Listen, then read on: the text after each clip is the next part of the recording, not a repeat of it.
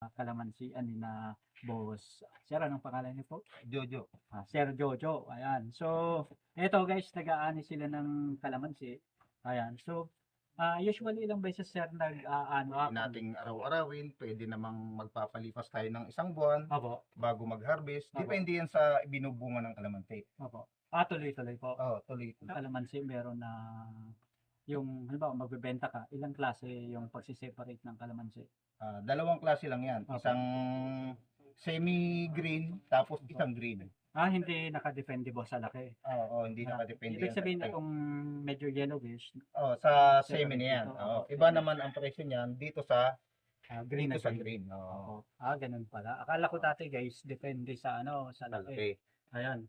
Tapos usually ang pagtatapos nyo nito boss, kasama na tong dahon Oo, kasama Ayan. na. Tapos ngayon magkano Ano yung yung half? 30 and a half.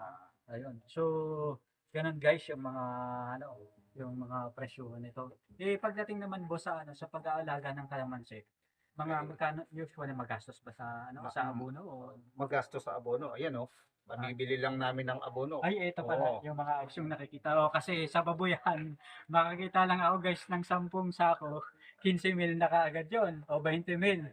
So napakahirap. Parang mahalin tulad dito sa sako ng mga abono na ganito. May subsidize naman boss yung DA, Department of Agriculture. Ay, wala. Hindi nakakakuha ng sa palayan lang, halos 10 sacks. Oo.